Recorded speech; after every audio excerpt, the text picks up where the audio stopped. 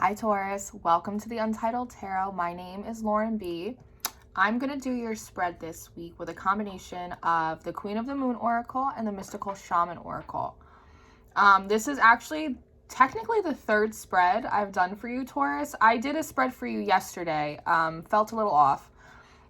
Something in my spirit told me not to post it. And then I went to sleep last night and I had a dream that I did a whole other spread for you. And I woke up and I couldn't remember for the life of me what was in your spread while I dreamt.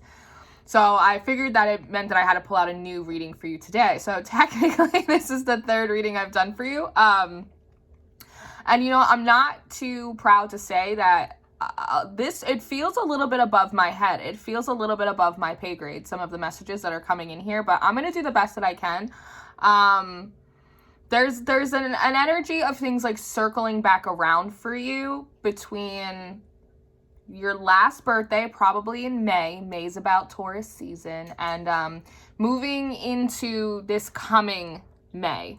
There's this energy of kind of coming back to where you were around your last birthday, but from a higher perspective, healed, more healed. There's something going on, Taurus. So I want to get into it.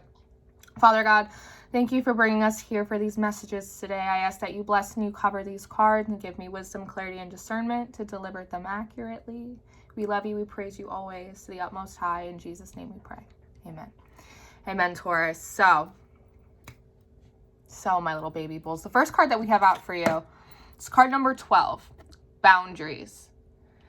This is where I see you sitting right now.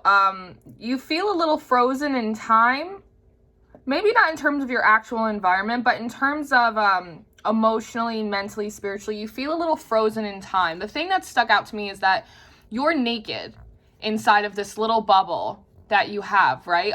Feeling a little bit vulnerable, almost like not afraid of your own skin, not afraid of who you are. But there's this boundary, right? There's this boundary that you've set, almost like putting yourself in a glass bubble, or like in a snow globe, or even like a sand dial, something like that. And in this boundary, there's this beautiful flower. There's all this beautiful pink and this purple, like a sunset, right? Like right outside, and you're staring at this flower. It's like this thing that's so beautiful, and it's right in front of your face. And who knows what it is for you, Taurus? An opportunity, a memory, a person, a potential of something, right? There's something so beautiful, and it's like almost as though you won't let it quite close enough to touch you, to experience it. And it's like, and you know, and now I'm looking at all these colors. It's like, again, it's almost like this sunset energy. It's almost as though there might have been something that had happened for you that was like so like close, so close, but yet so far. Something that was so beautiful, so close to you, and you couldn't quite touch it.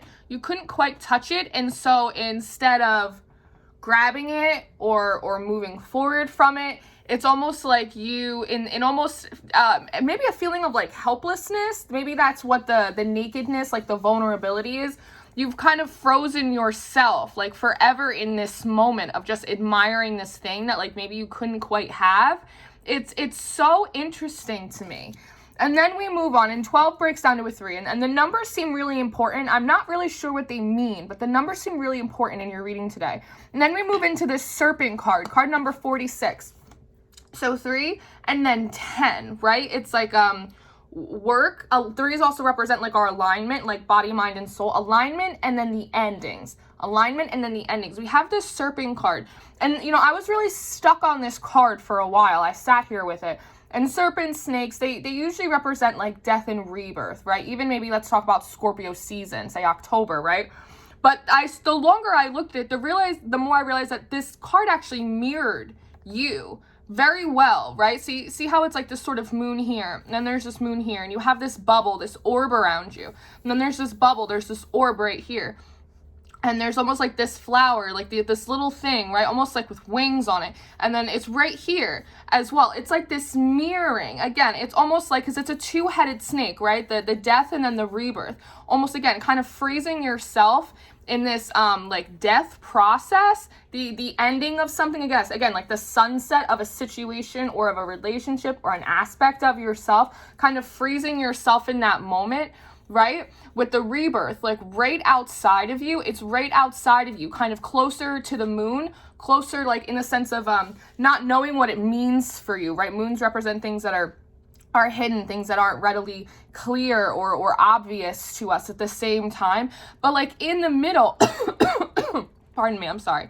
In the middle, again, it's like this is a little flower, which represents like birthing energy, beautiful energy, but it's also like, it almost looks like these little wings that we have right here as well. It's like almost in the sense of, hi, get down. Yeah, get down. I know, I love you too. Get down. You're making me itchy. Get down. So, sorry, Taurus, unless you like dogs, and then you're welcome. Almost as though in freezing yourself in this protective bubble that you have where you feel safe enough to be vulnerable, to admire this thing you couldn't quite have. Again, it's like by freezing yourself in this moment of ending, you're preventing, you've also like frozen your wings inside of this bubble as well, in terms of like your ability to have this flight. And then we move into this Earth Keeper card. And I almost see this as like you in admiring this flower. This could be an aspect of yourself, because this feels like you imagining yourself, like what it would feel like with your full set of wings. What it would feel like to let yourself out of this bubble, out of this time capsule, and almost like supersede the situations that you once felt like trapped in, if that makes any sense, right? And the reading that I did for you yesterday was talking a lot about like your sovereignty, like you giving away your control, your power, your sovereignty to other people, because there is an aspect of you that was a little bit afraid of like the responsibility of what it would mean to like really make your own decisions, kind of go by your own blueprint, in the sense of, it was their idea, I followed along with their plan, so if it doesn't work out, like, it's on them. Whereas if you would follow, like, your own blueprint, your own plan, like, there's no one else to blame necessarily if, like, things don't work out the way you want. There was a fear kind of associated with that, so you were kind of compromising parts of yourself away. I think you got the soul retrieval card. It was about, like, giving away your sovereignty in a lot of aspects. And this is you, I feel like, almost imagining what it would be like, again, with your full set of wings, decorated. It's like you're so decorated, superseding situations that once, like, made you feel contained, what it would feel like to be, like, big. And again, it's like recognized and decorated with like all of these experiences, like completely sovereign. Let yourself like out of the cage. And now we move down to this card over here, the unexpected blue moon. And it's so fascinating to me because as I looked at this earth, on this Earth Keeper card, there are these little like bits and pieces like floating away, almost as though like the land mass, there's something about the land. Maybe you've moved lands, or you want to move to a new land, like a new place, something like that. Almost like if I just packed up all my stuff and I just moved away, like I could just start over, right? Without any of these like entanglements or it's like almost like moving somewhere and changing your name, like adopting like a whole new identity. There's something in that. But the closer I looked at this earth, I like sunk into it, and then I came out in this unexpected card. And again, this almost looks like your pupil. It looks like your eye. It's like seeing through your eye. Again, it's like this imaginative energy of what it would be like to be big and beautiful and decorated, overcoming, standing over these situations that once made you feel contained and made you feel small and like unsovereign. And this is like you kind of like looking through like your own pupils a little bit with all of these trees in here. It's like, again, imagining like landmass, like a new land, like a new phase, like a new season in your life. And it's interesting because there's these two people here and they're both women. So I don't know if there's something like in terms of like the feminine energy like in your life, say like your mother or your sister or your cousin or your best friend or something like that. Or if the feminine energy just doesn't matter at all. I don't know. I'm not really sure. But I also noticed that there's this tattoo on your back. And I was watching Moana. I was watching Moana yesterday. And the grandmother, the village crazy, she had a tattoo of like a stingray on her back. And she said in the movie, she goes, when I die, I'm going to come back as one of these. Otherwise, I picked the wrong tattoo. And there's something when I saw that like stuck in my head. And I looked at this tattoo more. And then it almost started looking like a little bit like an elephant with like the wide kind of triangle ears that go out and like the long tusk. And stingrays talk about balance in our emotional body, right? And then elephants for me represent something very big, something very majestic and powerful and compassionate, right? Very intuitive. For me, it represents like the divine. It represents kind of God Almighty. And this card is the blue moon. And the blue moon happened on Halloween at the end of October. And it was a full moon in Taurus. And then things started churning for me a little bit because we have this arrow card coming out next. It's another 3. Okay, it's another 3 that we have. There's a lot of 3s going on in your spread, talking about your alignment. And one, I pulled almost like a very fertile, almost like pregnation energy. Again, it's like wanting to have like this like rebirthing sort of thing happening. But it also felt like a little bit like a shot to the heart, And then I noticed how like this arrow comes through directly in the middle, right? It's like totally separated right here. And then I'm looking at this. Almost like this separation right here, And I'm thinking that perhaps that's something around the full blue moon of this past year. So say a month and a half ago, around Halloween, the full moon in Taurus, the blue moon, something maybe happened that separated you and either a timeline, somebody, a relationship, someone that was very, very close to you. Again, there's women on all of these cards. There's not a single masculine energy, male or female, it doesn't matter, but there's not a single masculine in any of these cards. So again, it could be something with your sister or with your best friend or with your mother or something like that.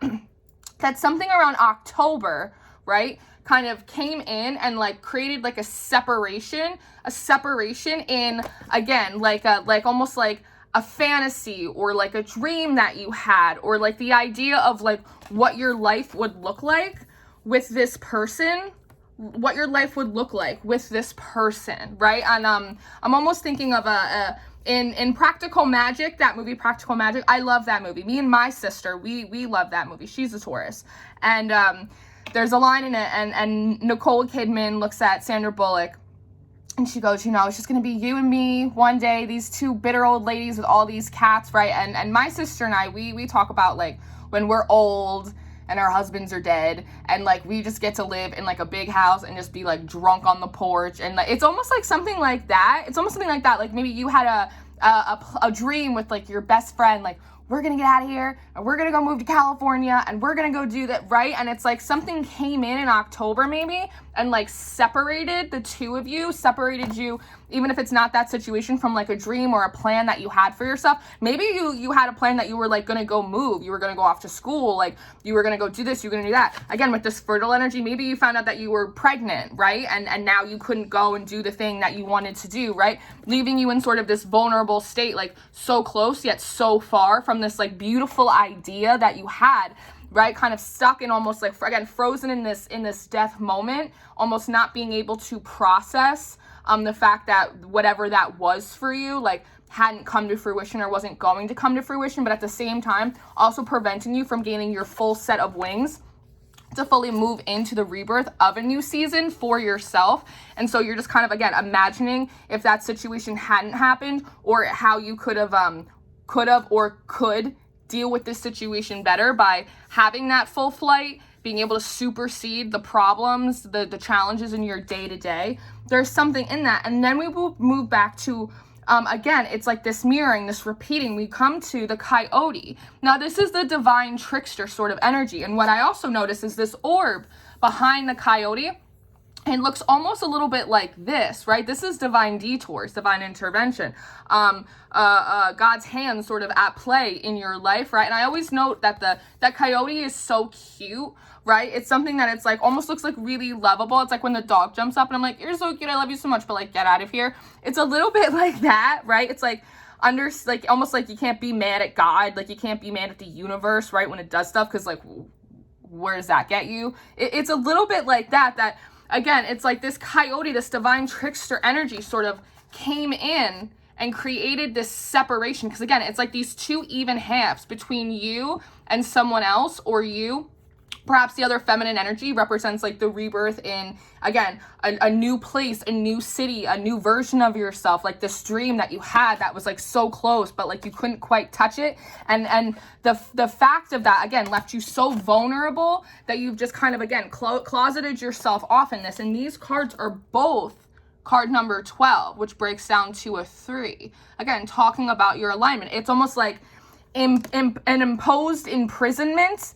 A little bit. It feels a little bit like that, but I don't think that was the intention of it. I think that perhaps that's how you coped with the situation, because then we move over to the Witness card.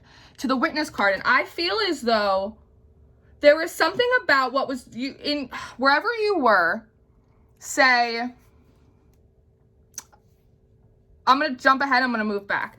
The next card you have is card number 33, another 3, and this is a flower moon. And the last flower moon we had was also a full moon, and it was in May. Again, May is a Taurian month. So I think that there was something that was happening about perhaps where you were in May, that between then and October, you had developed all of these plans for yourself. You had developed some of these dreams, things you wanted to do, ways you wanted to grow in, places you wanted to go, whatever it may be. But somewhere along that, there's, because this says the Witness, but it almost feels like the Wild Woman card. Somewhere along that, again, it's like with your hand out, it's like almost like you were witnessing everyone else, everything else, almost like doing research, right? But I almost see at no point were you like kind of turning it back in towards yourself, like witnessing yourself in how you were progressing and how you were making plans and how you were dealing, processing, just like the things that were going on with you, right? Not realizing that you were actually like very cluttered.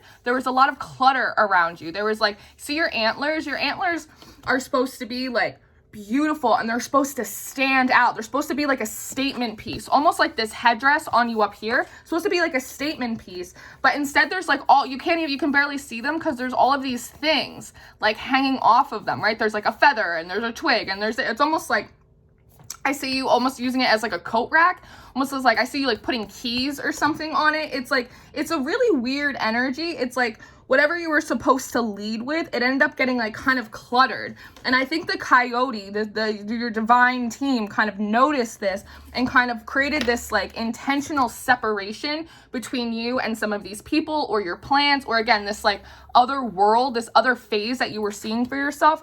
And again, it's like, where is it? 12 and 12. And then these card, the Serpent is card number 46, and then the Witness is card number 64, right? So it's like 3, 10, 3, 10, 3 and 1, 3 and 1. It's like the alignment and then the ending. The alignment and the ending. There's something about the endings, this force, again, separation between you, whatever it is that you were like looking forward to or working on or dreaming about. I think its original intention was to get you to look back in on yourself, process, and then align in that to move forward. But I think that perhaps there was something about it that was it was a little bit unexpected. It like took you off guard, almost traumatized you a little bit. I know like in therapy and psychology, they talk about when you have like a certain traumatic moment, you kind of get frozen or paralyzed like at the age in which you experience that trauma. It kind of feels a little bit like that. Then instead of using that ending to reassess and then realign to move forward, you almost just got like a little bit stuck in it. And then we move back to this blossoming card, this flower moon in May, right? Flower moon was in May. It was another full moon. And 3s again. There's 1 on each side. So again, this is talking about your balance again. There's all of these numbers. I'm sure they mean more to you than I can understand and relay them right now. But what I see is one, with this violin that she has, do you see how it comes out? This like burst of frequency of vibration, it comes out. It's so straight. It's straight as an arrow, right? So again, this feels almost a little bit connected to this coyote card for me. Again, it's like, and what do violins, what do music, what does it do? It emits a frequency, it emits a vibration, right? And I'm saying vibration and I'm hearing vertebrae. Again, it's like about your alignment.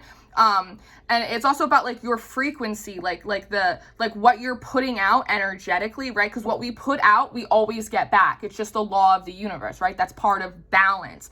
And so I think that part of this was also you kind of not witnessing yourself, like I said, being very, very cluttered. And now they're bringing me back to how stripped down you are, that this separation kind of stripped all of this excess off of you, right? And left you feeling very vulnerable. So it's like now you're clean in a sense of all of those other situations. But again,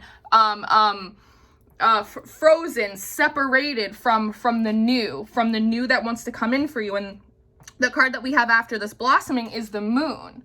Again, there's like all of these threes, all of these tens, all of this lunar energy, right?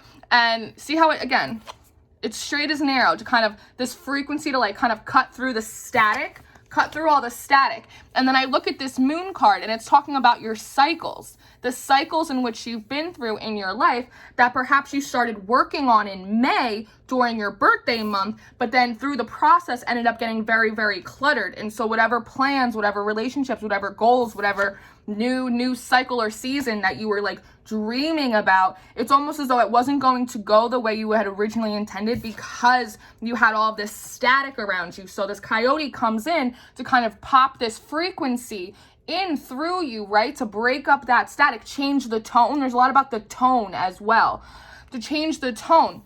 And as I look deeper into this moon card, do you see, it almost looks like a record, right? It almost looks like a record player to me with all the little circles. And it's almost like when you go to play a record, you have to take, I forget the name of it, but you have to take the little thing and you have to put it on the right place on the record. Otherwise, you'll play it in the middle of the song. Otherwise, it'll start scratching.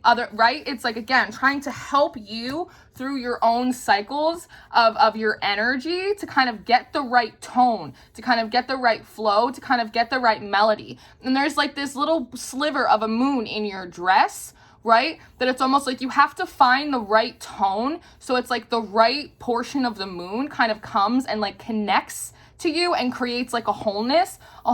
So your song, your energy, your melody, your life can like flow more smoothly. It can flow more smoothly. And again, threes and then 37, that breaks down to a 10. So again, 3, 10, 3, 10, 3, 10. 3 sets of it, and this is the third time I'm doing your reading, which is funny. And the second time that I did it, it was while I was dreaming and I can't remember it. Again, things that are hidden, all of this moon energy. So that's why I was saying at the beginning that there's so much in here that feels a little bit above my head. Like it feels a little bit above my pay grade, but I want to be honest about that.